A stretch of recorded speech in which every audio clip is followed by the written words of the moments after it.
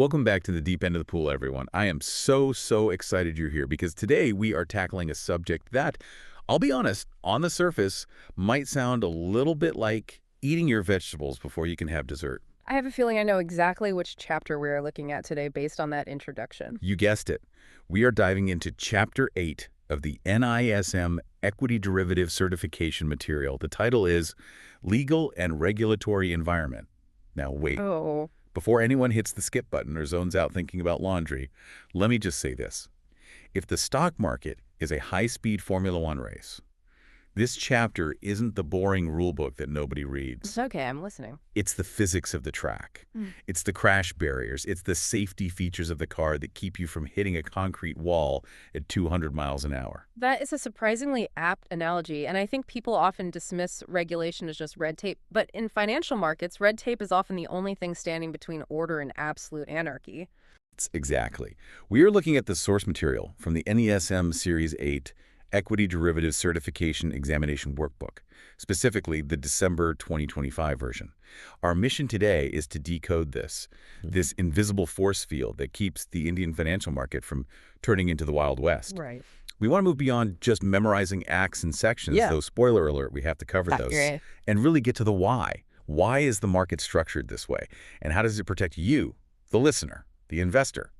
It's crucial context. When we talk about derivatives, futures, and options, we are talking about powerful financial instruments. They have leverage. They have complexity. You can amplify everything. They can amplify wealth, but they can also amplify destruction. Without a robust legal framework, that power can easily turn into chaos. So what we are really exploring today is the architecture of trust.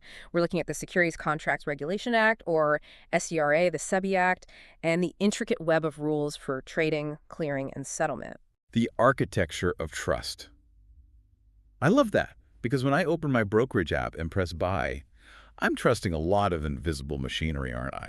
You're trusting that the person on the other side of that trade actually exists. You're trusting that if you make a profit, you'll actually get paid. And that the game isn't rigged. You're trusting that the game isn't rigged by someone with $1 billion who decides to just squash you for fun. So, to kick this off, I want to pose a question that I think many people take for granted. What actually makes a derivative legal? I mean, if I bet my neighbor, let's call him Bob, 50 rupees that it's going to rain tomorrow, that's a wager. It is. It's technically void in many places. You can't sue Bob if he doesn't pay up. Correct. Under the Indian Contract Act, wagering agreements are void. But if I bet that the price of Reliance Industries is going to go up tomorrow using a futures contract, that's a sophisticated financial transaction. Yeah. Functionally, they feel kind of similar. I'm predicting the future. What's the real difference? That's the fundamental question. And secondly, what stops a massive player, someone with endless pockets, from just buying up every single contract and cornering the market? Those are the two pillars we're going to build today. The legality comes down to very specific definitions of what constitutes a security and, crucially, where it is traded, Okay. and preventing the cornering of the market. That involves a complex, fascinating system of position limits and something called the ban period, which is basically a penalty box for overheating stocks. I can't wait to get to the ban period. It sounds like a timeout for bad behavior. Yeah. But let's start at the bedrock. Section 1, the foundation. We have two main pillars here, right? The SCRA and the SEBI Act. That's right. We'll start with the older one, the Securities Contracts Regulation Act, 1956. What is the vibe of this act? The SCRA is essentially the rule book that defines the playing field. You have to look at the date, 1956. This is post-independence India. The primary stated aim of this act is preventing undesirable transactions. Undesirable transactions. That sounds very parental. Don't do things we don't like. It sort of was. Back in 1956, the concern was rampant speculation, manipulation, and people losing their shirts in completely unregulated markets. So this act establishes what can be traded and who is allowed to facilitate that trade. It's the act that gives legal validity to stock exchanges. And central to this is the definition of a security. Now, we all know stocks and bonds are securities, but the source material highlights Section 2 of the SCRA. Why do we need to look at the legal definition? Why is that so important? Because in law, if it isn't defined, it doesn't exist. Section 2H defines securities to include the obvious ones: shares, scrips, stocks, bonds, debentures, but it creates a broad umbrella. Okay. It includes government securities, it includes units of collective investment schemes like mutual funds, it includes security receipts under the Securitization Act. But for our purpose today, the most critical addition to this definition is derivatives. Right. And the definition of derivative itself in the Act is interesting. It says it includes a security derived from a debt instrument, share, loan, risk instrument, or contract for differences. That sounds incredibly broad. It is, and that's by design. It allows the market to evolve. It covers commodity derivatives too. But you mentioned contract for differences. That's actually key to understanding why derivatives aren't just gambling. How so? A contract for difference means we settle the difference in price in cash. We don't necessarily exchange the physical barrels of oil or the physical share certificates. It's about the price movement. Okay, so Section 2H puts derivatives on the menu. But the real magic happens in Section 18A of the SCRA. This is the answer to my question about why betting my neighbor Bob is different from buying a future. This is it. Section 18A contains the legality clause. Yes, this is the pivot point. Section 18A states that notwithstanding anything contained in any other law, like the laws against wagering a contract in derivatives, shall be legal and valid if, and only if, it satisfies two specific conditions. Okay, lay them on us. What are the two commandments of Section 18A? Commandment 1, it must be traded on a recognized stock exchange. So no back alley deals. No back alley deals. Commandment 2, it must be settled on the clearinghouse of that recognized stock exchange. That is huge. So if I try to set up a side market for derivatives in my basement, even if I call them hosts super futures, and even if I write up a beautiful contract, they aren't legal. They are illegal and void. You are running what's known as a bucket shop. A bucket shop. I've heard that term. What is it? That's the old term for unregulated off-exchange betting parlors for stocks. You'd go in, place a bet on a stock, but the shop wouldn't actually buy the stock on an exchange. They'd just bucket your order, throw it in a bucket, and bet against you. So if I won, they'd pay me out of their own pocket. If they could. And if they went bust, you got nothing. Section 18A effectively bans bucket shops for derivatives in India. It brings everything into a regulated, transparent environment. That clears up the Wild West aspect significantly. So SCRA defines the game and the stadium. If it's not in the stadium, the exchange, and checked by the gatekeeper, the clearinghouse, it's not a valid game. Now let's talk about the referee. The Securities and Exchange Board of India Act, 1992, the SEBI Act. If SCRA is the bedrock, SEBI is the active watchdog. The SEBI Act established SEBI as a statutory body with real teeth. Before 1992, regulation was a bit more fragmented. You had the controller of capital issues, the government. It was all over the place. The 1992 Act centralized this power. It did, and it gave them a very clear mission statement. Right. The Act gives SEBI 3 core mandates that you should, burn into your memory if you're taking this exam. 1, protecting the interests of investors. That's you and me. Priority number 1, always. 2, promoting the development of the securities market. And 3, regulating the market. Protect, promote, regulate. It's interesting that promote is in there. Usually you think of regulators as just the no police. They're there to stop fun. But SEBI is mandated to help the market grow. Precisely. And they are linked. A well-regulated market attracts more capital because investors feel safe. If I think the market is a scam, I keep my money under the mattress. If I trust the regulator, I invest. So by regulating strictly, SEBI actually promotes growth. So what powers do they actually have? Can they just walk into a broker's office and start opening file cabinets? Pretty much, yes. The source material outlines their powers explicitly. They regulate stock exchanges. They register and regulate brokers, sub-brokers, merchant bankers, basically everyone. And they can prohibit fraud? Prohibit fraudulent and unfair trade practices. And yes, they can conduct inspections, inquiries, and audits. They don't need to wait for a police report. So they have their own investigative powers? Yes. SEBI has its own statutory power to call for information from any intermediary. If they smell something fishy like insider trading or price rigging, they have the power to pause the game, walk onto the field, inspect the player's equipment, and hand out red cards. And massive penalties, I assume. Massive penalties. They have real authority. So we have the rules, the SCRA, and the referee, SEBI. Now let's move to Section 2, the rules of engagement. How does trading actually happen? The source material brings up a name that seems pivotal to the history of Indian derivatives. The LC Gripta Committee. Who were they? This is a bit of a history lesson, but it's essential.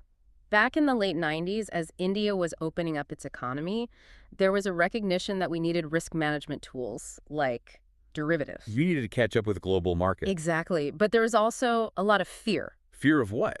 The complexity. Fear that derivatives were just, high-tech gambling instruments that would destabilize the economy.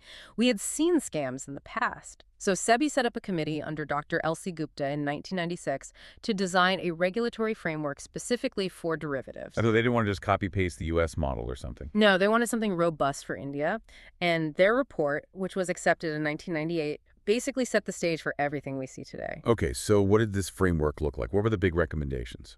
The L.C. Gupta committee laid down some very strict prerequisites. They said, okay, we will allow derivatives, but only if the exchanges act responsibly. One key recommendation was about the governance of the exchange. How it's run? Yes. They mandated that the exchange must have a separate governing council. And this is the critical part: trading member representation on that council cannot exceed 40%. Wait, let's unpack that. Why limit trading members, the brokers, to 40%? Wouldn't they know the market best? They know the market best, but they also have the biggest conflict of interest. If the brokers run the exchange completely, they might set rules that favor their own profitability over the safety of the system. Or over the interests of the retail investor. Exactly. It's the classic foxes guarding the henhouse situation.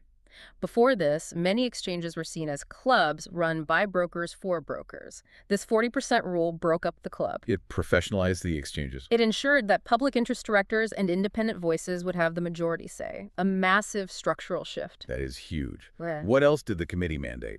They mandated that clearing and settlement must happen through a separate, SEBI-approved clearing corporation. Separation of church and state, essentially. Trading happens here, settlement happens over there. Correct. It adds a crucial layer of safety. The entity matching the trade isn't the same entity guaranteeing the money. It separates the risk. Now, let's talk about who gets to play. If I want to be a broker in this market, a trading member, I can't just show up with a laptop and a dream. There are membership criteria. Rigorous ones. First, you must be registered with the SEBI. That's a given. But the biggest hurdle is financial. The net worth requirement. The source material gives us some specific numbers here. It does, and they differentiate between types of members. For a clearing member, the entity responsible for settling trades, the minimum net worth requirement is Rs 300 lakhs. So 3 crores. 3 crores, that's a significant chunk of change. That's so high. Why not just 10 lakhs? Because these members are guaranteeing trades. If a client defaults, the clearing member is on the hook. They need to have a deep enough balance sheet to absorb shocks. If they go bust, the system shakes. And the source clarifies how this net worth is calculated. It's not just how much cash do you have in the bank. Right. It's a specific formula. It's capital plus free reserves minus non-allowable assets. Okay, what counts as a non-allowable asset? Can I count my vintage car collection? Definitely not. Non-allowable assets are things like bad debts, doubtful debts, any securities you've touched somewhere else, or prepaid expenses. So it has to be real, unencumbered capital. You can't tell the clearing corporation, hey, I can pay you because my cousin owes me $1 million rupees. That's a doubtful debt. It doesn't count. The net worth has to be real, tangible, liquid equity. And it's not just money, it's brains too. The source mentions certification. Yes. The trading members must have qualified users who have passed a certification program approved by SEBI, like the very NISM certification this content is based on. Well, very meta. It is. You literally have to prove you understand the rules before you can touch the terminal. I love that. You must be this tall financially and this smart academically to ride this ride. That's a great way to put it. Now, speaking of barriers to entry, let's talk about the contract specifications. This is something that affects the listener directly if they are a retail trader. The source material mentions a recent change effective from November 2024 regarding the minimum contract value. This is a very important update for anyone watching the market. Historically, the minimum contract value, the size of one lot of futures or options, was around Rs 5 lakhs. Right. So if Nifty's trading at 25,000, the lot size is adjusted to make the total value of that one contract around 5 lakhs. Exactly. But SEBI has revised this upwards. The new standard prescribes that at the time of introduction, a derivative contract must have a value between Rs 15 lakhs and Rs 20 lakhs. Whoa. So one single ticket to the right is now effectively a commitment of 15 to 20 lakhs in notional value. Correct. Why? Why raise it so high? It's a 3x or 4x jump. Doesn't that push out the small investor? That is exactly the point. It sounds counterintuitive, but this is a protective measure. How is making it more expensive protective? Because derivatives are leveraged instruments, they are high risk. If you have a small account, say 1 or 2 lakhs, and you trade a 5 lakh contract, one bad move can wipe you out completely. By raising the contract value to 15, 20 lakhs, SEBI is essentially saying, If you can't handle this level of exposure, maybe you shouldn't be here. exactly, if you don't have the capital to handle a 15, 20 lakh notional exposure, you shouldn't be in this market. It acts as a safety filter. So it's designed to keep very small retail investors with a low-risk appetite away from products that could, frankly, destroy their savings. It nudges them towards mutual funds or direct equity where the risks are different and arguably more manageable for smaller capital. That is a fascinating example of regulation shaping behavior. Okay, so we've established the high stakes. Now, before a client can even place that first trade, there's the paperwork. KYC, know your client. And in derivatives, KYC is more than just checking an ID card. Every client must be registered with the broker. But the document I really want to highlight is the risk disclosure document, or RDD. Is that the thing we all scroll past and click I agree on without reading? Unfortunately, yes, for most people, but legally, it's vital. The broker must issue this document and get it signed. It explicitly warns the client, this is not a savings account.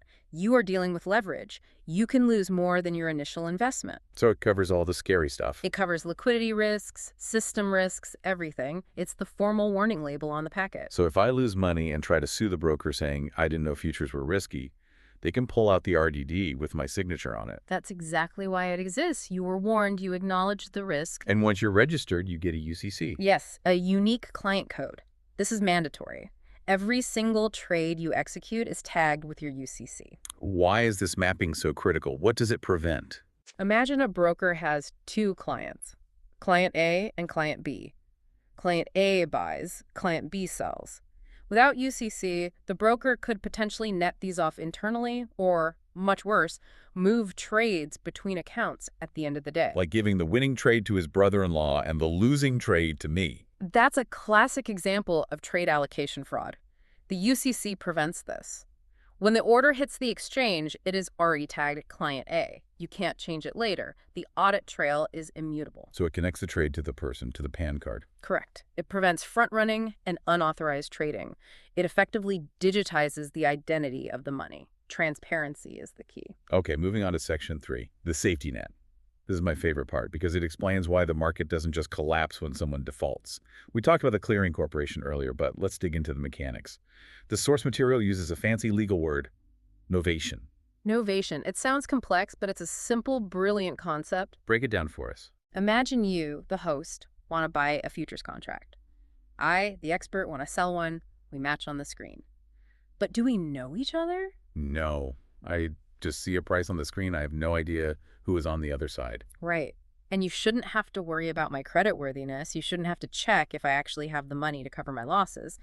So, the moment the trade is matched, the clearing corporation steps in the middle. Instantly. Instantly. It effectively says, host, I am your seller. Expert, I am your buyer. It splits our trade into 2 new contracts. So my contract is with the clearing corporation, and your contract is also with the clearing corporation. Legally, yes. This substitution of parties is called novation. The clearing corporation becomes the legal counterparty to every trade. They become the buyer to every seller and seller to every buyer. So if you go bankrupt tomorrow, I don't have to chase you for my money. You don't even know who I am. Your counterparty is the clearing corporation, and the clearing corporation is designed not to go bankrupt. This completely eliminates counterparty risk between traders. That is the invisible force field we talked about at the start. But for the clearing core to be that rock-solid counterparty, it needs resources. It can't just promise to pay. It needs a fortress of money. A fortress of funds is a great way to put it. First, it has those strict membership categories we mentioned. You have self-clearing members, SCM, who clear their own trades. They need a net worth of 1 crore. Okay. Then you have trading member cum clearing members who clear for others. They need the full 3 crores. And then you have professional clearing members. Or PCMs. What do they do? PCMs. They don't trade at all. They are usually banks or custodians who specialize in just clearing trades for other brokers. They are pure risk managers. And they all have to keep liquid cash with the exchange too, right? Yes. Liquid net worth. Every clearing member must maintain at least 50 lakhs in liquid assets with the exchange at all times. This is the first line of defense. But the real fuel of the system is margins. Margins. Yep. This is a word every trader knows. But how does it work structurally from the top down? The margining system is the buffer that makes novation possible. You cannot trade on credit in the Indian derivatives market. You must pay initial margin plus exposure margin up front. Up front, before the trade is even accepted. Yes. The system checks if you have the margin. If not, the order is rejected on the spot. And there's a hierarchy of collection. What do you mean? The clearing core collects from the clearing member, who collects from the trading member, who in turn collects from the client. It's a waterfall. So the risk is passed down, but the money is passed up. Exactly. And if there's a break in that chain, the system acts immediately. What happens if I have an open position, the market moves against me, and I don't pay the extra margin, the mark-to-market loss? The system shuts you down. If margins aren't paid, the clearing court can withdraw trading facilities immediately. They turn off the switch. They turn off the switch. Or, even worse, they can close out your open positions to recover the money. They don't wait for a check in the mail. It is ruthless because it has to be. Brutal, but necessary for the health of the whole system. Now, what if, and this is the doomsday scenario, a member defaults and the margins aren't enough? Suppose there's a massive crash, a broker goes bust, and they owe more than they have. Is there a backup generator? There is, and it's called the Settlement Guarantee Fund, or SGF, specifically the core SGF. Is this government money, taxpayer money? No. This is a corpus of funds maintained by the clearing corporation, contributed to by the members themselves and the exchange. It's like a mutual insurance policy for the market. So the brokers all chip into this emergency fund? Yes.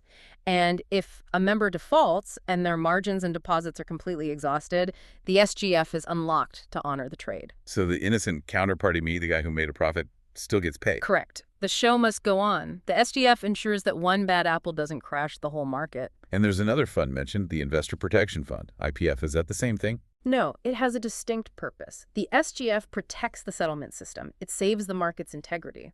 The Investor Protection Fund, or IPF, is there to compensate legitimate claims of individual investors if a defaulter's assets are insufficient. So SGF saves the grid, IPF saves the individual household. That's a good analogy.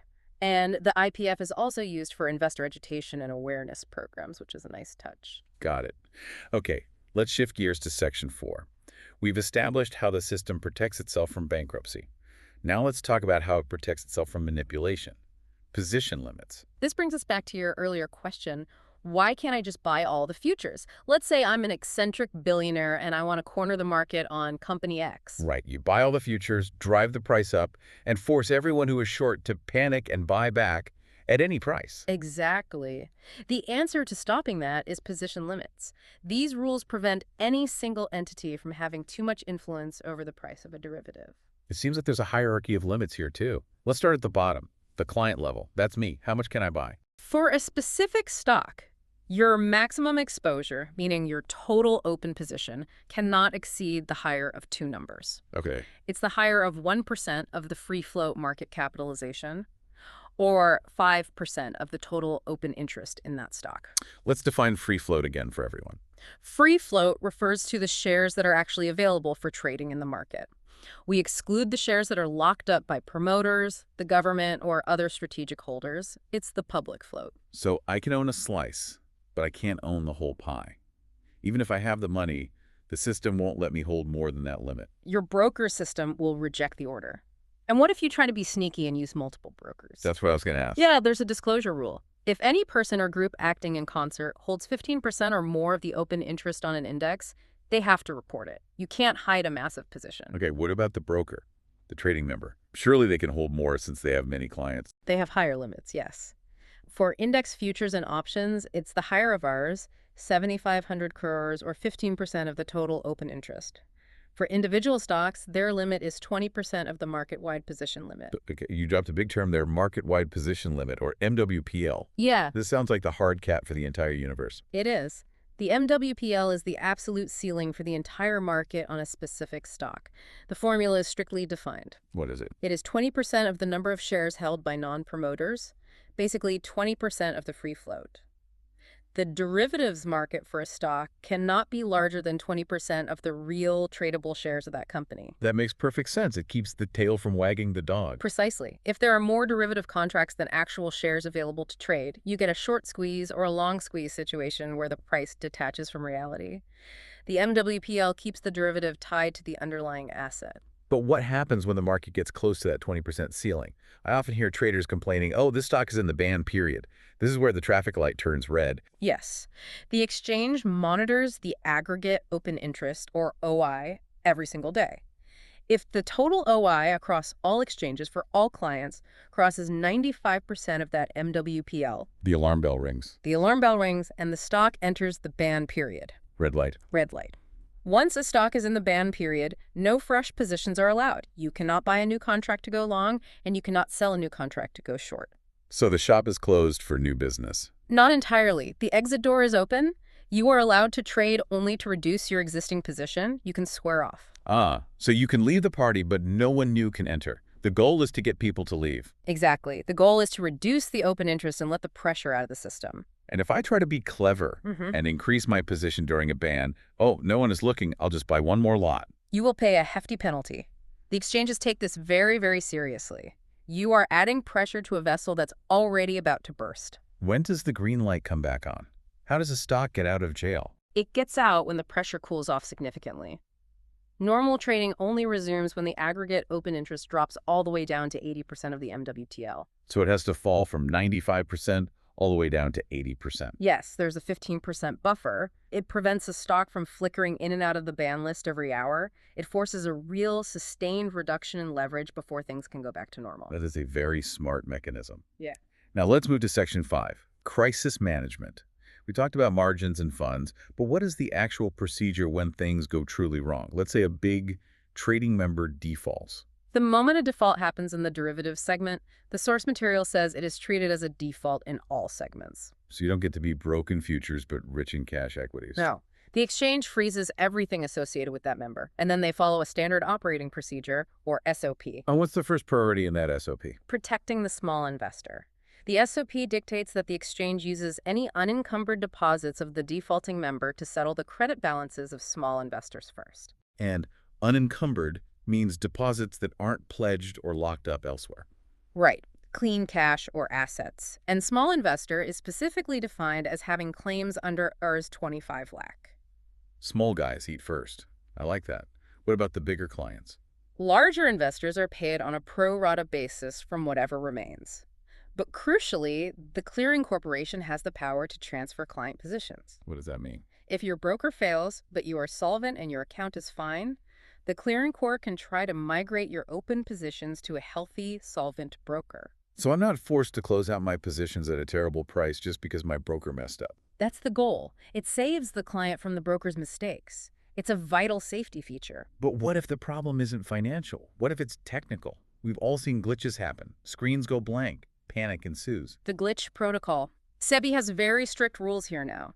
If there is a technical outage, the exchange must inform market participants and SEBI within 15 minutes. Why the 15-minute rule? That's a tight deadline. Because in financial markets, information is everything. If an exchange stops working and no one knows why, rumors start flying.